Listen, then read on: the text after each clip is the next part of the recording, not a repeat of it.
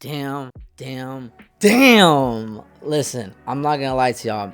I did not expect to like this manga as much, but I do. I really, really do. Now, I will be giving y'all my thoughts on the manga overall, just what I think about it and stuff like that. So I will be including some spoilers, but not like super crazy spoilers. Kind of like I'm gonna try to keep it like in the middle of spoilers, if that makes sense. So I don't want to like give you like all the plot points, but there will be a couple spoilers here and there. So I at least hope you've actually read the manga before click on this video. But if you don't care, you just want to hear my thoughts on it.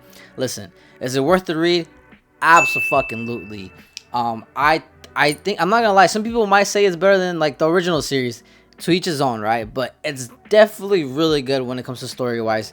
So if you're wondering what's like the plot of the story, so pretty much aliens are involved, and yes, aliens. Now, I'm not gonna lie. I was one of those people at first. I was a little bit curious because when I found out that we were getting a spinoff and it was gonna be pretty much about aliens, I'm like, oh, I don't know if I dig that. But like now that I've read them, because I've seen the leaks and stuff like that, but now actually me like read the context, know what's going on.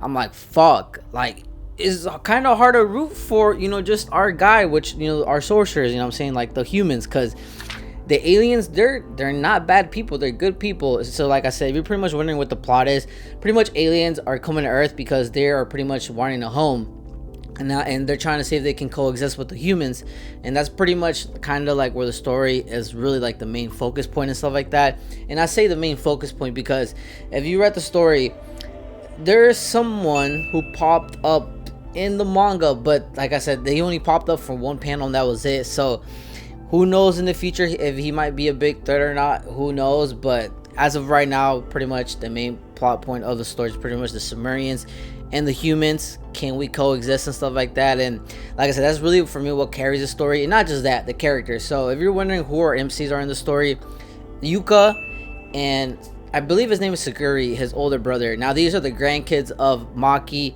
and Yuta. Yes, grandkids, believe it or not. But you see, that's one thing I really like about the story.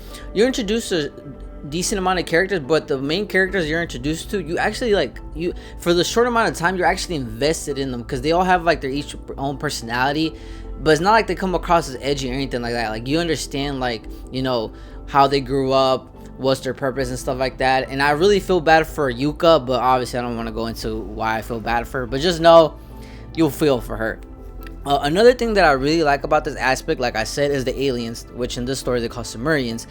Bro, they are really likable. Like I said, they're really likable. It's not like they're coming to Earth just to destroy Earth or whatever. Like they really want to coexist with the humans, and that's kind of like the really good part is like, can we coexist with the humans? Because they're obviously not on their planet anymore for certain reasons, and so they're trying to save the humans, but they're starting to realize slowly but surely that they're just like how they are. So now that's kind of where like the conflict comes from. Like, can the humans trust them? Because they can speak Japanese as well, so it's kind of like they know a little information now. So it's one of those things that I really like.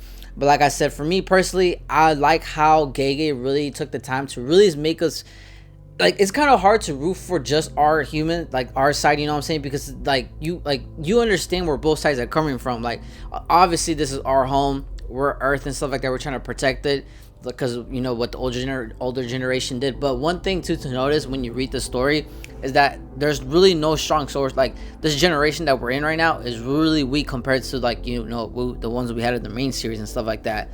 And another great thing I like about the story is that Gege introduces certain old characters back in the story, but like it's not like it takes away from like the characters that we already have going on with the story, if that makes sense. For example, and this is spoilers alert, Yuji is back in the picture, and at this time he is the strongest sorcerer alive. But the thing is, what makes this really intriguing, that he's not really around because he feels really lonely.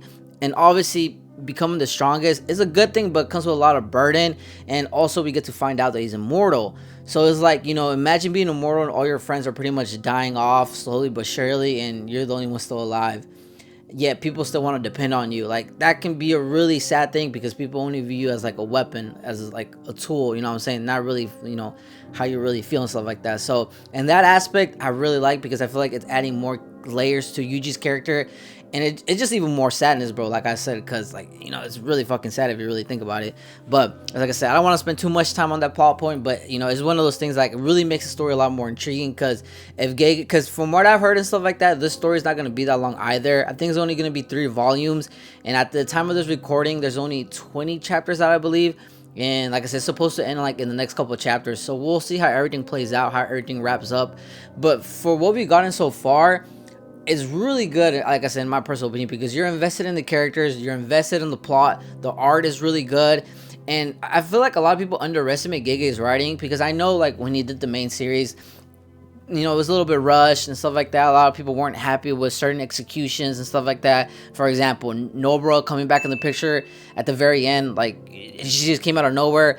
A lot of people weren't really happy with the ending. Some people felt like, you know, Gege could have done a little bit more, but maybe that's with time restraint, you know, stuff like that. Maybe he's being rushed. And you know how the schedule is for Shonen Jump and stuff like that. So like I said, a lot of things go into factor, but at least with this series, they took their time. He's only focused on the writing, and someone else is doing the art for him and stuff like that.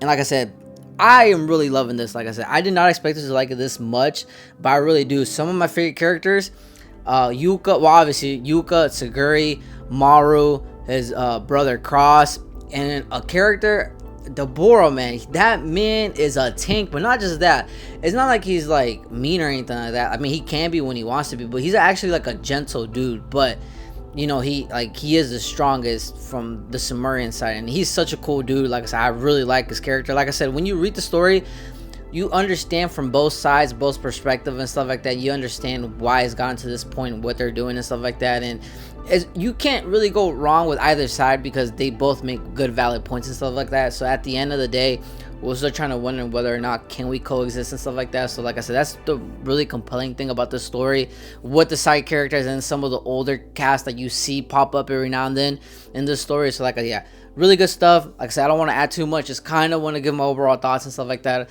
just me kind of rating, you know, my first initial thoughts and stuff like that. But yeah, like I said, really good story.